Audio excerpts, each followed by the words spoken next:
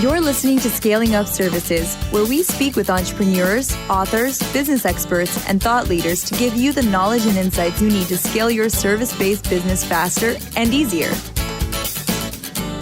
And now, here is your host, business coach Bruce Eckfeldt. Are you a CEO looking to scale your company faster and easier? Check out Thrive Roundtable. Thrive combines a moderated peer group mastermind, expert one-on-one coaching, access to proven growth tools, and a 24/7 support community. Created by Inc. award-winning CEO and certified scaling up business coach Bruce Eckfeldt, Thrive will help you grow your business more quickly and with less drama. For details on the program, visit eckfeldt.com/thrive. That's ECKFELDT.com/thrive. Welcome, everyone. This is Scaling Up Services. I'm Bruce Eckfeldt. I'm your host. And our guest today is Dave Wakeman. And Dave is known as the Revenue Architect. We're going to talk to him about his work with companies around looking at revenue, around the strategy behind revenue, how to generate more of it, how to generate the right type of it. And I'm excited about this. I know that most of our listeners going through this growth phase, finding more revenue is key to developing and growing the business. So I'm excited for this conversation. With that, Dave, welcome to the program. Oh, Bruce, thank you so much for having me. I'm very excited to talk. Yeah. So I always like to start with learning a little bit more about the guest's background. So I'd love to hear a little bit about where you started professionally, kind of the experiences you've had, and then we can talk a little bit about the work that you're doing now on the revenue side of sort of the business equation. Yeah, no, this is, I think this might actually help people too. I usually am very reluctant to talk about myself, but you kind of have to do that if you're in marketing. I started out in nightclubs back in the mid-90s. Yeah. And the first lesson I had in marketing and revenue generation was how do you increase the check average for a nightclub? And I am only bringing the story up because it informs. Oh, no, this informs everything I've ever known. Was the question was when somebody came in, we were like, how can we get an extra quarter out of every person that comes in? And the question became, if somebody orders a drink, a gin and tonic, as the example I've always used, you ask them what kind of gin do they prefer? And so people go from having a well drink, which may be $5 to a Tanqueray and tonic, which might be $7 or $8. So instead of a quarter, I've now gotten $3, really incremental profit, because the difference on such a scale is nominal. And that was like sort of like a magic moment for me. So I opened nightclubs in Fort Lauderdale, Chicago, St. Louis. Then I moved to Seattle, and I had maybe one of the most exciting experiences of my life because I helped open the Experience Music Project, which is a museum that's now turned to Mopop is the name. But it was started by Paul Allen, and who helped found Microsoft. Yeah. And along the way, I started out in a position where I was doing events and hospitality stuff, just based out of the nightclub. But I met Paul Allen's sister Jody, who was I don't know her exact title. Maybe she was the CEO of the operation at the time. She just came to me one day and told me, "You're outstanding at selling yourself. I want you to do that for the museum." And that opened the door to understanding how to generate revenue. And it started out with revenue being the center idea. And I have to understand the brand that you're working with, the strategy that you need and deliver to your market, marketing and selling. From Seattle, I moved to New York City. I had an opportunity to work on some really high-profile projects like the American Express Centurion card when they were really making a huge push in the early 2000s. I helped create the global distribution chain for tickets for the American Express Centurion Cards concierge program. I worked with Yellowtail and their ad agency on an experiential campaign that helped get Yellowtail into Costco, and it helped drive like a 700% increase in sales in 1 year, and it made them like this nationally known, globally known brand that they are today. Yeah. I worked with Coca-Cola on the introduction of the Odwalla bar when they acquired it. Sure. I worked with Best Buy on a customer acquisition and loyalty program. And then I moved, now I live in D.C., and I've worked with a number of nonprofits on how to improve their revenue. I've worked on a number of presidential campaigns and Senate campaigns and congressional campaigns. So it's like really, I helped elect the first elected attorney general in the history of the District of Columbia. So that's like sort of a little bit of the background. So that is fascinating, but I like the thread. I sound like a blowhard, Bruce. Come on. No, No, well, I think the kind of the diversity of your experience is, I'm sure that helps you in many ways, just because it lets you see kind of the bigger patterns and the bigger kind of strategies around revenue and around how do you build build businesses and build the sales. And a couple points in the intro there, that the history that you mentioned that I thought or worth kind of pointing out. I mean, one was the very first thing you mentioned was the idea of how do I get another quarter out of this client? And I think it's something people, many businesses often forget, is that the easiest way to increase revenues is to sell more to your current clients. That's exactly right. And they go, because so many people get caught up with, I've got to go sell more. I need to find more clients. I need to open more geographies. I need to create more products. I need to, expand my services. And it is a hard slog to generate more revenue by trying to sell more. If you can figure out how to, take the relationships, the insights you have with your existing clients, and just figure out how to service them better, service them with more value.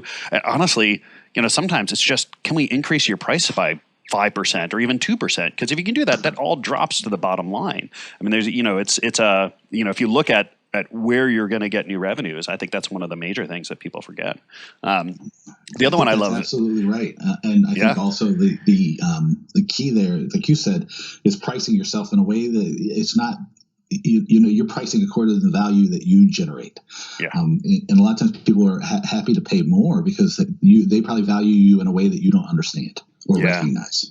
Yeah. No, it's I think one thing I've learned, particularly in a more kind of service-based business where it's a little harder to do kind of comparison shopping, and you can't just say, all right, well, there's this product versus the competitor's product, and you can kind of do head-to-head. I find people often underprice themselves, and my general strategy, I mean, it's just kind of from a service point of view, is when we're looking at particularly the higher end kind of professional services, is that every contract or every sale increase the price by about 20 to 30% until you get no's. Because oftentimes you end up getting stuck in at a price point that's based on your kind of mindset or your cost structure or what you think the market is, or even what the market is, but what you do is so much better or so much more kind of unique or different or niche relative to the market that oftentimes you find you can do that once or twice, and that is just, it's free money. I mean, it's just money that drops right to the bottom. It's free profit at that point. Let me take this idea too about price to another extreme. Yeah. Because I think this is probably going to be helpful in knowing what your audience looks like and knowing that most of them are in a period of growth. Price is a story that you tell yourself and that your customer tells themselves. And if you are undercharging for yourself, then you're telling a story that you don't value yourself properly, and you're probably telling that same story to your customers and your prospects without even realizing it. Yeah. So one of the fastest ways to grow your revenue or to get more high-profile clients or bigger projects, whatever, is to just increase the price, because people do believe that they get what they pay for. Yeah. It's funny. I do that. I won't get into my kind of coaching business in too much, but one of the reasons, or I charge a lot of money, and when clients ask me like, "Wow, that's a lot of money for the time that we're spending together. Why is it so much?" And I basically tell them, because if you don't pay that much, you're not going to do the work. That's exactly right. That's true. It is. I can discount it. Yeah, it's totally easy to ignore the cheap guy. But then you're gonna forget to do it. Yes, that's absolutely correct. Yeah. Interesting. So the other one I mentioned, or that you mentioned there, I thought was interesting, was the yellowtail example, because we talk about that all the time when we're doing kind of strategy review and we're doing, kind of attribute analysis and figuring out how a business is going to differentiate itself in the market. And yellowtail was kind of a classic strategy of looking at the attributes currently in the market and finding a fairly unique set of attributes that would match well with an underserved market. I mean, I guess when you look at kind of this question of strategy and you kind of outlining some of the things you look at, when you say strategy, or when you're talking about strategy, when you're looking at revenue, what are the elements, or what are you looking for in a good strategy? What do you need in a strategy to really drive revenue in the business? I have tried over the years to simplify strategy as much as possible, because I think that in too many cases, the strategic planning effort becomes this long, drawn-out, slogful thing that creates a report or a PowerPoint presentation or a spreadsheet or something that's completely useless. right? And people don't use it. And then so the strategy is worthless. You might as well have not done it. Yeah. I have found that you can usually kind of rethink or reset your strategy or refocus yourself basically with three ideas. The first one is like, you got to understand what the value is you're trying to bring to the market, whatever that is. It can be tangible and intangible, but you got to figure out what the value is, right? You got to start there. If you don't know what your value is and your value proposition is, you're DOA, dead on arrival, right? The second thing is you got to understand who your buyer is, right? I said it this recently at I gave a speech at a bank, and I told the bank, I said, look, here's the deal. There are a lot of people who want to meet with you. Your goal is to only to meet with people who can say yes, not just meet with everybody. Because most of the time, the only thing they can say is no. So you got to focus on the people who can really say yes to what you're offering. Because if they can't say, and I get it, right? People talk about, oh, there's so many decision makers in a purchase now. There's all these things. I don't know if I buy that, right? Because in my situation, I found that there might be one or two people, but that's it. It's not this 15 or 18 or 20 people. I think it's masked as they're talking to people who can only say no. They can only do that. So you got to focus on who can really buy, who can say yes, who can move the project along. Mm-hmm. And then finally, you got to understand how to know how to reach them, right? Which is all marketing. And so if you understand your value, understand who you're trying to reach, and you know how to reach them, you can get a long way very quickly. If that makes sense to you and the audience at all. Yeah, no, it does. I guess when you're kind of coming into a situation, working with a client, what is the process that you use, or where do you start, or how do you diagnose the situation? No, that's a great question. Yeah. I start out by this again. Going to sound really basic. I ask, what's your mission? How are you going to know you're successful? What are you trying to do here? Yeah. Because and it sounds. It probably even sounds like I'm being a little bit of a jerk when I say it like I sound like a jerk all the time as a coach. Don't worry. Well, we're on the same page. But really, when you ask that question, it forces people to really clarify what they're trying to achieve. Because a lot of times what you find is the mission is muddled. And it's nobody's fault, right? It's just you kind of maybe put a committee together to come up with the mission, or you try to put too much going on. There's just too much, and nobody knows exactly what you're trying to do. Yeah. So you got to start with the mission. Right. And I think it was a Peter Drucker idea that said the mission should be able to fit on a T-shirt. Right. And I see after the election in 2016, I don't know if you're at all political, but I did political stuff. Mm-hmm. I went and looked at the Democratic Party's mission statement, and it was so muddled and so confusing. I was like, no wonder you can't win an election. Yeah, exactly.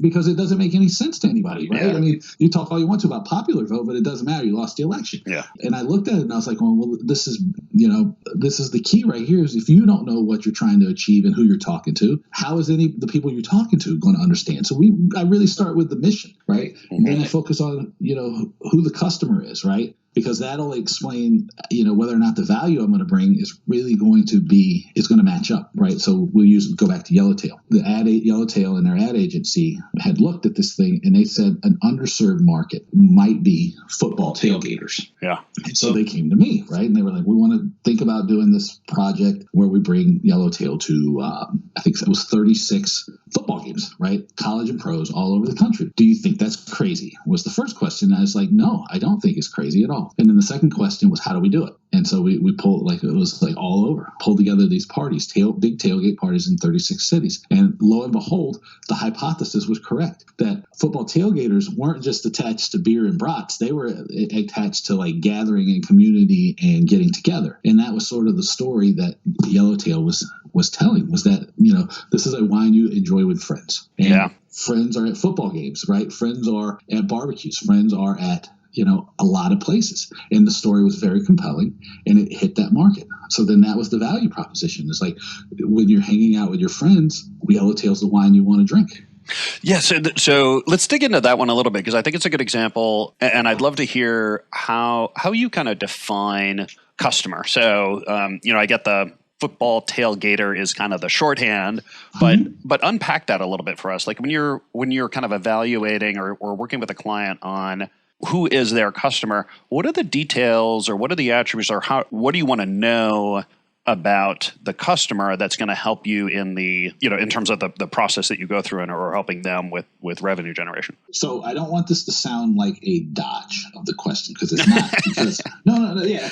No, go ahead. But it differs for every organization. Yeah. So, and I think anybody who tries to tell you there is a one-size-fits-all cookie-cutter template to figure out who your target customer is probably being a little disingenuous because each situation in each organization is going to be different. Yeah. I do think that there's probably 3 or 4 ideas that are very helpful for uncovering who your customer is. Okay. Right. And the first thing is understanding, really, it goes back to the idea of value, right? Well, what do you think is valuable and unique about what you're giving people, right? It's because you want to make sure that whatever you're offering is something that people are going to appreciate, right? It might be because you might find that the audience you think that are your customers doesn't care, but that at the same time you might see an entirely different customer base for you. Yeah. So you want to start out by just understanding what you're selling, right? And what people are going to value. The second thing is by understanding if the value you find out that you're offering is consistent with the mission that you are giving, right? Which doesn't matter if it's inconsistent because you can just spin it off, but you just have to understand, because what's going to happen is if the mission and the value aren't compatible, you're going to have challenges as far as marketing, pricing, communicating your ideas and your value to your audience. So you just need it starts really with value and understanding your customer, right? Because or understanding of the mission. I'm sorry, because you want to make sure they're consistent. Because if not, you can't find the right customer because you're going to have an inconsistent message. The third thing you're going to want to look at is you're going to have to look at like the price and the costs, right? Because you might find that it's too expensive to produce something at a cost that will reach the market that you're focusing on. Got it. Or you might figure out that you may be undercharging. And again, the price point in a lot of cases is very important because it tells a story. It's a signal to the audience you're trying to reach. Yeah. And then the fourth thing is like, can you reach this audience effectively, right? Because just because there's customers there doesn't mean you're going to be able to reach them effectively, right? Is it going to be cost effective to reach this market? Is there enough profit in this market? You need to understand those 4 ideas to help make a good strategic decision, right? Because you can have a ton of customers, you have a really huge audience. I mean, we see a lot of companies that are scaling right now. They're able to reach a lot of people, even reach a lot of people cost effectively, but the value that they're providing is not paying dividends in the amount of money they're able to generate per customer. So you need to kind of understand those 4 basics to make sure that your idea is profitable. Yeah, I think that's an important point that we don't want to kind of scale a business or scale a business model or an offering that is not profitable. I mean, we're gonna scale ourselves into problems. So, well, that's a really good point because you see that a lot now, right? Yeah. The customer acquisition costs are extremely high. Yeah. And you can get tons of customers, like if you're giving it away, or you're giving it away exactly. cheaply, right? Yeah. But they're never willing to pay full price, right? I see that with a lot of business models. Like I'm still sort of uncertain about the business model of Uber or Lyft because they have been so heavily subsidized for so long. Yeah. What happens if somebody has to pay full price? Are they still going to be so competitive against taxis, right? Or private cars or whatever it is? I mean, who knows? It's going to be kind of interesting to find out. Yeah, I had I'm based here in New York. I've got a client down in Philly, and I have now switched to taking lifts down to Philly rather than the train because it's cheaper. A train is $180 and I can get down there door to door for $192 or something like that.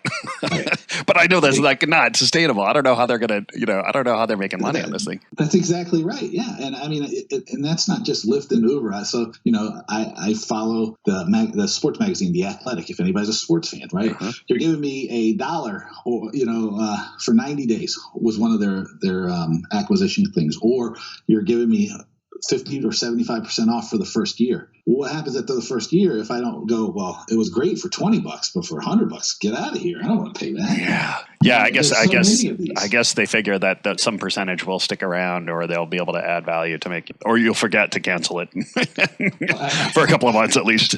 Right. Well, sometimes I think that's what they do hope for. They hope that you just forget to cancel, because then you're stuck for another year. Yeah. And I really don't know if that's a good business model to be in. Is that like you're really basically built on tricking people? Yeah. No, it's not certainly not sustainable, and it's probably going to lead to a quick demise once that gets around. So when you're coming to clients, are there any telltales for you that they're not working on the right customer, or they're not working on the right value solution to them? I mean, what do you typically see as kind of the challenges or classic problems that customers have that or clients have around this kind of revenue strategy and revenue growth? Well, they're again, not to dodge the question. They're all different. They are all different. They're, so cool, because I don't want anybody to listen and go, well, I don't fit this category, this category, this category, because it's true. What I do see a lot of, though, is I will hear something similar along the lines of our sales cycle's too long, right? So that'll be a signal. I will hear a signal that usually says something about our demand isn't right. Like we feel like we should be having easier, like more people in our ecosystem or in our sales funnel. That's a hint. I can also hear usually a lot of talk about we're making a lot of sales, but our revenues are low, or our pricing's not, or our profit's not right. Yeah. That's again another signal. It's usually those three, at which point most of them come back to what I define as a marketing problem, because price is a marketing story. Sales process as a marketing story in the long run. Pretty much, I'm obnoxious when I say it, but I mean, I think most of the problems we face are problems of marketing, either internally or externally. Yeah, I would agree. How do you deal with things like cash flow? Because that's the other one that I find is that they may be strong on revenues, and on a project basis, they may have pretty good profitability, but the cash cycle within the project or the engagement or the sale itself, is such that scaling, if we talk about doubling or tripling the business in the next, 1, 2, 3 years, that becomes daunting from a capital requirement, and that they're, because they have a 60 or a 90 or 120 day lag on when they need to incur the expense versus when they actually get the money in hand. Like I don't know if you've come across this or how you kind of. Yeah, that's one of the things, like when people come to me as consultants or setting up a business, that's one of the things they ask me about, right? Because everybody's bought into the 30 or 60 or 90 day payment cycle. And I go, well, why? Again, I'm trying not to sound like I go, why? I mean, this is I'm sharing this with your audience. Yeah. This is completely true. If you want to ask my clients, they will tell you this is true.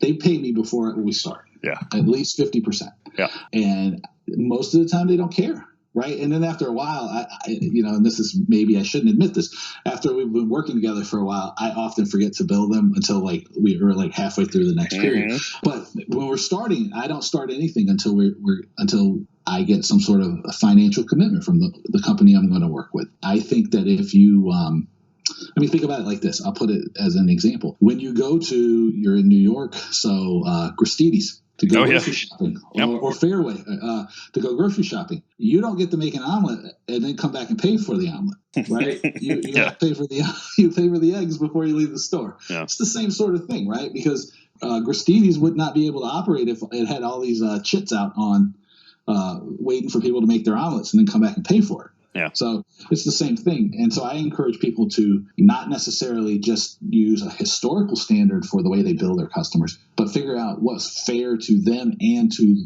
the people they're working with. So let's dig in that just a second, because I think that's a really, I think for service-based businesses, this is a conundrum that I think a lot of people struggle with, and I have thoughts in it, but I'm curious to get yours. And I think fundamentally it's because there's an uncertainty, right? There's as a buyer, I am not sure that this person can really deliver on the value that they claim to be able to deliver. And while I very much want that, and if they can really do what they say they're going to do, that's going to be really, really valuable for me, but I don't know that they can. So I think a lot of this is the way to be able to get sort of payment up front, and I do the same thing, right? I get paid before I do anything with a client.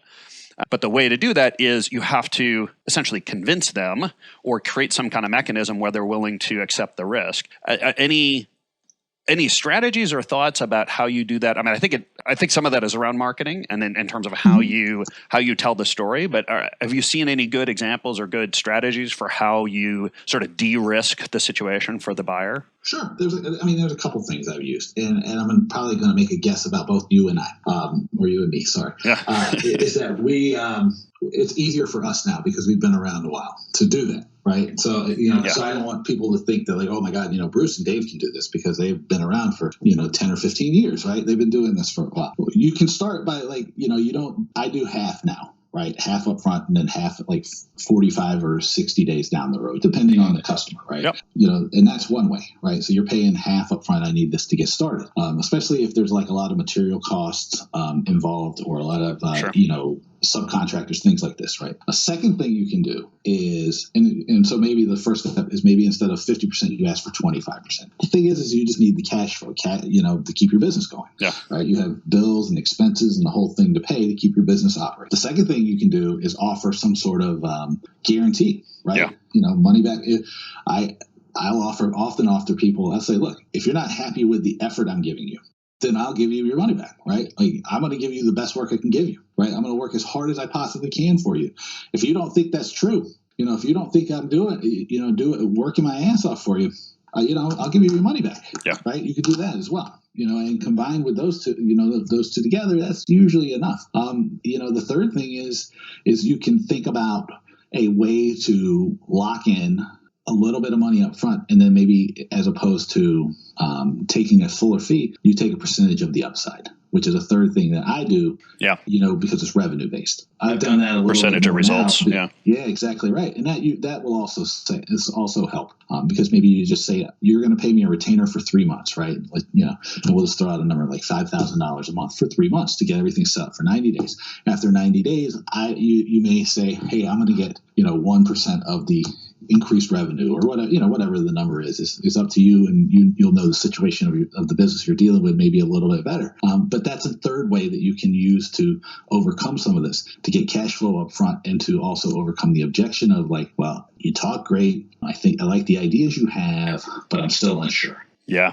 And I think I like all those strategies because I think they all are different ways to kind of address what is the buyer's perceived risk. And I think if you can create a structure that de-risks it for the buyer, that is going to help you overcome that sales decision process. And I think a lot of this long sales cycle is essentially it takes you, for whatever reason, it's taking you a very long time to prove or give it enough evidence to the buyer that you can actually deliver on what you're claiming to deliver. Yeah. And I think if you can address screwing up. Yeah. Nobody wants to screw up. People think that these professional sales are less emotional than like consumer purchases, and they're not. Most of the time they're more emotional, right? Because you got your livelihood on the line. Yeah, I agree. It's so you have to focus on the emotion, and maybe one of the things too that I find is helpful for people as well. In the same vein, is instead of pricing yourself according to like an hourly rate or some kind of whatever, traditional way of doing it, focus on the value you create. And that helps also, helps overcome the obstacle because you're selling to the person a vision of a better future. That's a good point because I think and that's particularly hard for service companies because it's oftentimes really difficult to see the product, see the thing that is being produced because it tends to be an idea or a strategy. And so it's just so easy to fall into that, well, how long is it going to take you argument? Right. And that is a poor place to be from a pricing point of view. And if you can stay on the value side, I'll show one thing that I do kind of related to this is if in the beginning of an engagement, people are looking at pricing and they're concerned about pricing and they start going into the, how long or how much is a day? That seems like a lot for a day. I basically go to a model of saying, hey, you know what? Let's do a free day. I'm going to come in, I'm going to work with you for a day. And if you get value out of this day, you're going to pay me my full rate, the rate that we've been talking about, if you feel like it's getting the value out of it. And if you don't have to pay it. You can walk away, I can walk away, and we can find someone else. Because at the end, be friends, because I want to be, I'm so committed and I'm so focused on sort of the ability to create value and paying for the value that I want to actually give you something in hand. I want to get you to the end of the day and get you sort of decisions and strategy and clarity and priorities such that you're going to be like, wow, this is a steal. Like if we can do this, if every time we meet, this is what I'm going to come out of here with, then this is, I'm getting a huge value add. I'm going to make 10 times what I'm paying you because of the work that you're doing. So oftentimes it takes some experience or doing some of the work or seeing is actually going through the process and seeing the value. And I'd rather do that. I'd rather give a day away free every once in a while than be in a position where I'm discounting price or negotiating, rates to try to get someone to buy, but now I'm stuck at a discounted rate for potentially years. I think that's great. I mean, because the thing is you're testing the goods, right? It's like you see Tesla, right? You can if you buy a Tesla, you can go test drive it for a week and still return it, right? I'm testing the goods. I guarantee you, almost no one takes that Tesla back, right? It's like the same with you, right? Nobody's going to return Bruce to the lot. They're going to keep Bruce. Yeah. It's great. And this discount, you open the discount door. And there's a real good point that I hope to make. And anybody who has will look at my work after listening to me here or who knows me in general, this is going to be redundant to them. Never discount. Yeah. Because discount destroys your brand. As soon as you open the door on discounting, there's tons and tons of neuro-marketing studies now that say that for a minimum of at least 7 years, you're always going to be viewed as a discount provider from the day you start discounting. Just don't do it. The way I found to overcome that is either increase the perceived value by adding something that's like really like not expensive for you to create or produce, or by removing value that you're going to give the person, because nobody wants you to remove any of the value either. Like, oh, I can give you a discount, but I'm going to have to take away this and this, right? And usually that'll throw them up. Or you just go, oh, well, how about this, right? I'll also add 3 months of phone coaching or something, something completely it's going to cost you another hour or two of work on your project, but it's going to help secure the profit that you really need it to be. I mean, it's like totally worth it. Well, I think let's really kind of clarify that one or recap on that one, because I think that's important. Sure. So I think on the one side, you're saying if there's pushback on price, figure out how to increase value without changing the price. So if someone says, okay, well, it's going to, coaching you is going to cost $1, and they say, okay, $1 is a lot of money. I'm really thinking more like 50 cents. I'm saying, okay, well, what if we did, coaching calls once a week to kind of check in and make sure that you're making progress on things? Is it worth $1 then? They say, oh yeah, then it's worth $1. So you're adding service to increase the value to the price that you want to be charging. I think the flip side is interesting, where if I say, okay, well, this is what it cost me for $1. If really what they're telling you is, you know what, I don't necessarily disagree that you're worth $1, it's just I only have 50 cents in my budget, then you would say, oh, okay, well then I can do 50 cents if we take out A, B, and C, and we really just focus on D and E, I can do that for 50 cents. So you're saying to exactly right. Reformulate or rescope it so that you're not discounting, you're repricing based on a rescope, but you're not discounting the same work just for less money. That's correct. Yes, so I think that's exactly right. Hopefully, you explained it very well. So that would be absolutely right. Because I think a lot of people get caught in that, and they get caught in this kind of, well, it's $1, there's nothing I can do, and I think there is. I think you've given people a really good strategy, saying, hey, can you add value in a way that doesn't really increase your costs or minimally increases your costs, or can you rescope it? Yeah. I mean, I'm creating for a pro bono project that I'm working on right now, I'm creating a strategy workbook. But you know what that strategy workbook is going to do? That's going to be something that I throw in at points for other clients going forward, right? Yeah. I'm going to reformulate the strategy workbook for somebody, and it's going to secure my profit margin, right? I mean, it doesn't have to be something like super crazy, right? Because if you're smart and if you know what you're doing, right, you're probably creating a lot of IP, right? Bruce has a podcast. I have a podcast. Lord knows I write a blog every day. Some are great or some of them aren't great, but every day I put it out there. You're probably creating a lot of IP, right? Yeah. So just package that stuff up and it creates value, right?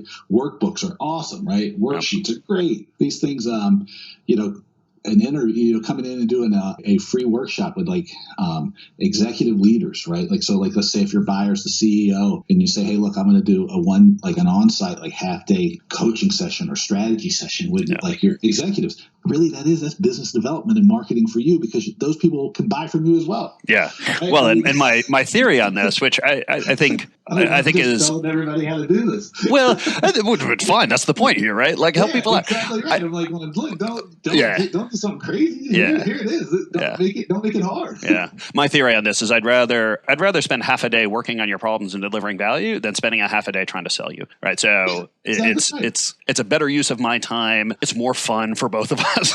We're actually generating value. I mean, look, if it's not a fit, it's not a fit. I go into it with no attachment, no expectation that they're going to buy or not buy. I want to create value, and I find that ends up being a much more efficient kind of sales process than spending a whole bunch of time trying to convince someone abstractly that we're going to create value. I'd rather just figure out, how do I create value? How do I create a little bit of value in a short amount of time to prove the process so that they can trust it, and then we can build up from there. So, yeah. I mean, here's another idea, right? It may be completely useless or it could be helpful. I don't know. It's up to the listeners, but this is something I've been trying recently. Is I will put together a kind of moderated mastermind group that meets like once a quarter with like prospects and clients, right? And right now I have one that has 6 people in it. I just started this thing, so I don't know exactly how effective it's going to be and how big it's going to get. But that may be a way to add value too. You're like going, hey, look, and on top of that, how would I invite you to this mastermind group I do? Yep. And it's 6 to 8 people. We meet at a restaurant, like I'm going to do it at my friend's restaurant downtown DC. Yep. We have like.